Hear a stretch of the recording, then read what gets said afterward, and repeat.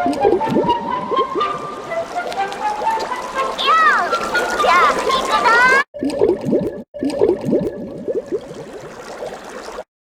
a todos y todas. En el día de hoy vamos a hablar de dos movimientos literarios de gran importancia en el siglo XIX, como fueron el realismo y el naturalismo. Vamos a partir de la primera corriente, del realismo. También quiero que sepáis que estos dos movimientos en realidad están muy relacionados y de hecho en España prácticamente uno se solapa con el otro, ¿eh? No hay grandes diferencias. Como digo, sobre todo en España el naturalismo apenas tuvo presencia y prácticamente que se fundió con el realismo. Pero bueno, vamos a intentar primero establecer una definición, después las características generales y luego pues hablaremos de los autores y autoras más importantes y algunas de sus obras. Comencemos con el realismo. Digamos que el realismo surge como una especie de reacción al movimiento que tuvo gran impacto en el mundo anteriormente, sobre todo en Europa, que como todos debéis saber ya, fue el romanticismo. Bueno, ya debéis recordar que el romanticismo pues tenía una serie de características como eran su idealismo extremo, su alta subjetividad, su gusto por ciertos temas como la rebeldía, como lo indómito de la naturaleza, y todo desde una perspectiva muy visceral, muy extrema, muy rotunda. Es un movimiento cargado de emotividad, de sentimentalidad y por tanto de bastante irracionalidad, en definitiva. Aunque claro, este sentimiento de irracionalidad en realidad era ficticio, era una pose, la pose del escritor. Pero la imagen que se proyectaba era, pues, como digo, de impulsividad pura y dura, de visceralidad, en definitiva. Y esto se transmitía también en el estilo, en los rasgos del estilo. Ya lo vimos cuando, pues, sobre todo al tocar los poemas de Espronceda, por ejemplo. Bueno, esto era el romanticismo.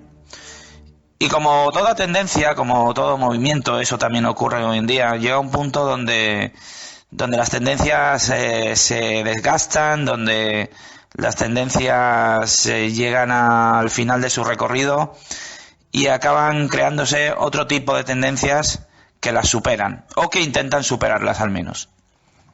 Esto fue exactamente lo que ocurrió con el realismo. El realismo se define precisamente por lo contrario al romanticismo, es decir, por el rechazo del idealismo y el apego a la realidad más inmediata, a lo material, por un lado.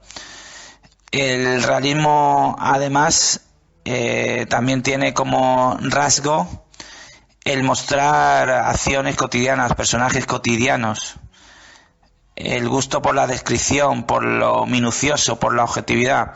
Bueno, todo esto son características, pero si tuviéramos que definir el realismo, podríamos decir que es una corriente literaria surgida en el siglo XIX y caracterizada por el ánimo de mostrar la realidad de una forma objetiva.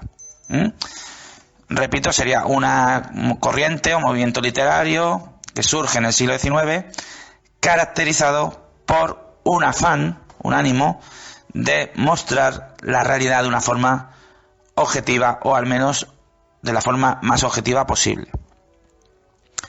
Bueno, algunos de los rasgos ya los he comentado hace un momento. Podríamos decir también que cobra muchísima importancia la psicología interna de los personajes, los pensamientos, los puntos de vista. El punto de vista del narrador, aunque intenta presentarse como un elemento externo que no interviene, a veces sí que va a tener importancia a través del estilo indirecto libre. El tipo de narrador, por supuesto, va a ser un narrador omnisciente, es decir, va a intentar plasmar todos los puntos de vista posibles. Otro rasgo de la novela realista, porque la narrativa es el género que tiene más importancia, y dentro de la narrativa sin duda la novela es el formato que tiene más importancia en el realismo. Otro rasgo, como digo, es el que las situaciones son situaciones corales, es decir, son situaciones donde intervienen muchos personajes. Se intenta hacer un dibujo de la sociedad casi como si fuera un panal de oveja, ¿no? O un hormiguero. Se intenta mostrar a todos los elementos que intervienen en el ámbito social.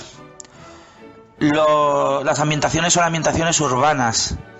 Las ciudades son el punto del cual parten la mayoría de historias, al contrario de lo que ocurría en el romanticismo, donde la naturaleza y las ruinas, los castillos, los sitios alejados eran los espacios predilectos. Aquí es al contrario. Aquí son los hogares, pero los hogares de los vecindarios de las grandes ciudades, las fábricas, los comercios, la ciudad en definitiva.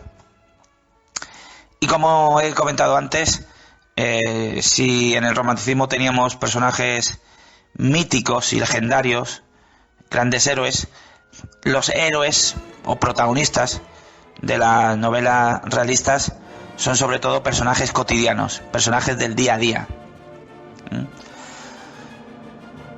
Dentro de ese ánimo de ser detallado y minucioso, por supuesto, las descripciones cobran muchísima importancia en el realismo, muchísima. Descripciones tanto físicas como psicológicas, tanto de lugares como de personas. La descripción va a ser importantísima.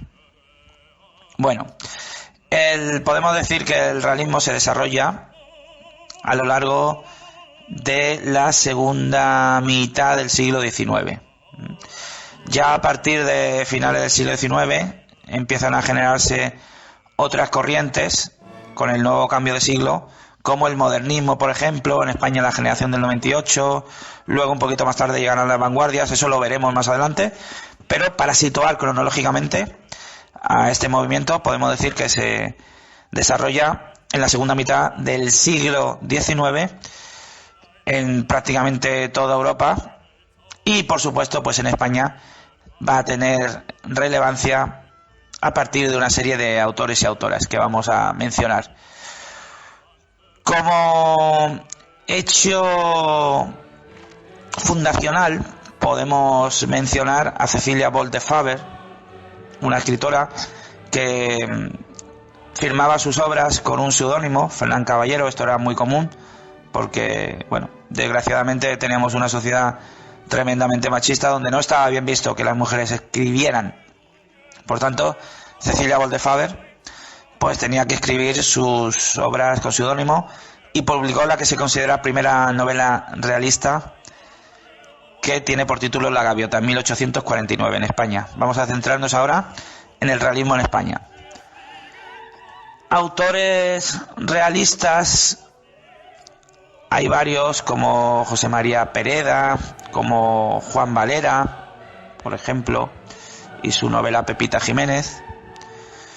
Pero nos vamos a centrar en una figura importantísima, que es la de Benito Pérez Galdós. Bueno, resumir la trayectoria de Benito Pérez Galdós es imposible en un audio o vídeo como este, que pretende ser corto y resumido, pero vamos a decir que tuvo varias etapas en su trayectoria literaria, que publicó una gran infinidad de novelas, las cuales pues se van distribuyendo a través de las diferentes etapas que desarrolló en su vida. Tiene una primera etapa que se conoce como la de novelas de tesis, porque precisamente lo que hace es plasmar un punto de vista muy marcado de su visión de la sociedad, influido por la lucha de clases. Los movimientos obreros y el marxismo tienen mucha importancia en el movimiento realista. La denuncia de las desigualdades sociales tiene mucha importancia en la literatura realista, y la primera etapa de Benito Pérez Galdós está muy marcada por este condicionante.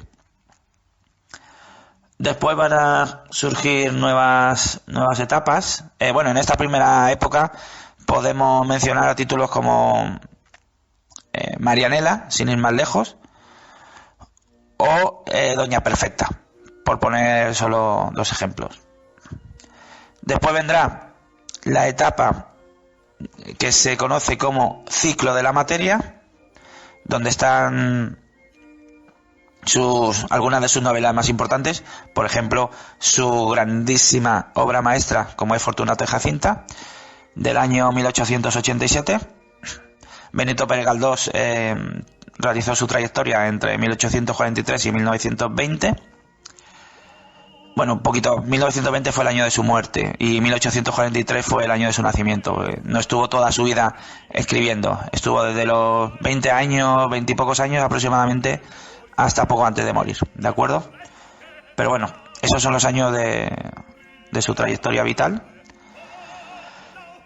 Estamos hablando del ciclo de la materia, donde tiene algunas de sus grandes obras como Fortunato y Jacinta. Luego viene otra etapa conocida como ciclo espiritualista, donde elementos relacionados con la psicología y la religión pues tienen bastante relevancia aquí. Aquí podemos hablar de obras como, por ejemplo, Alma o también Misericordia. Son obras muy importantes. Y tiene ya una última etapa, una etapa final, donde cede a los elementos realistas y mete algunas características que quizás incluso pudieran adelantar lo que después va a ser la novela modernista. En esta etapa pues podemos incluir a El abuelo y otra novela muy curiosa llamada El caballero mágico, creo recordar ahora no recuerdo el título exactamente, pero es como una especie de alegoría del Quijote. ¿De acuerdo? Bueno, pues ese sería Benito Pérez Galdós, que es un autor fundamental. También no puedo dejar de citar a Los episodios nacionales, una serie, una recopilación de hechos, de novelas que agrupan una etapa muy importante de episodios relacionados con la historia de España, que se publican en una serie de volúmenes muy importante, por su relevancia no solo literaria sino también histórica.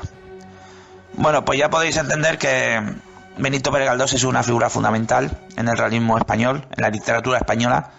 Posiblemente sea la figura más importante después de Cervantes, pero va a haber otros autores y autoras también muy importantes en el realismo, como Emilia Pardo Bazán, una autora que por cierto tuvo una relación con Benito Pérez Galdós, y fue una mujer, bueno, impresionante, una mujer adelantada a su época, una mujer con unas ideas claramente progresistas, avanzadas, feministas, impropias para una sociedad como la española del siglo XIX. Publicó ensayos, publicó artículos, por supuesto novelas, cultivó el realismo, y entre sus obras más destacadas pues seguramente os sonará Los Pazos de Ulloa, que sin duda es su novela más conocida. Además de Emilia Pardo Bazán, vamos a mencionar a dos autores más, también de gran importancia, como fueron Vicente Blasco Ibáñez, autor valenciano, que supo plasmar precisamente cuestiones que tenían que ver con los conflictos y los ambientes de su propia comunidad y de su propia región de Valencia. Tiene dos novelas que son impresionantes, como son La Barraca, por un lado, y Cañas y Barros. Como curiosidad, se fue a Estados Unidos y consiguió vivir de la literatura muy dignamente. Realmente tuvo grandes éxitos luego internacionales, pero que no alcanzan la calidad literaria de sus primeras obras. Entre estos éxitos internacionales pues están Los Cuatro Jinetes del Apocalipsis, por ejemplo. Y finalmente para concluir esta materia, para concluir el realismo y naturalismo, vamos a hablar de Vicente Blasco Ibáñez, y ya por último indicaremos cuáles son las diferencias de matices entre el realismo y el naturalismo. Bueno, Vicente Blasco Ibáñez no, Leopoldo Alas, que tuvo el seudónimo de Clarín, es conocido fundamentalmente por escribir una de las novelas más importantes de toda la literatura española, como es La Regenta. Y en La Regenta se nos plasma la imagen de una ciudad ficticia, como es Vetusta, pero que está inspirada en la ciudad de Oviedo, una ciudad arcaica, una ciudad de algún modo enterrada en sus propias tradiciones, una ciudad con un ambiente bastante cerrado, bastante oclusivo, donde se nos muestra a una mujer protagonista, Ana Ozores, que vive de algún modo también encerrada en ese ambiente social, pero encerrada en su propio matrimonio, en un matrimonio con un hombre mucho más mayor que ella, y donde ella percibe que no puede desarrollarse del todo como mujer, que no se le dan las posibilidades de proyectarse, de vivir, en definitiva. Y ahí pues, busca fuera del matrimonio lo que no puede encontrar en él. Y se debate pues entre la relación entre dos hombres. Uno es un galán del pueblo, y el otro es el sacerdote que la atiende en confesión. Y tiene como esa especie de conflicto, ¿no?, entre por cuál de esos dos varones decantarse. Bueno, además de esto, como digo, La Regenta no solo habla de esta especie de triángulo amoroso, sino que toca muchísimos temas sociales, indaga muchísimo en la psicología, sobre todo en la psicología femenina, hace un retrato de las costumbres y de los personajes de la época de forma muy irónica. Es decir, la Regenta es una novela muy amplia y con muchísimos matices, por eso tiene tanta importancia.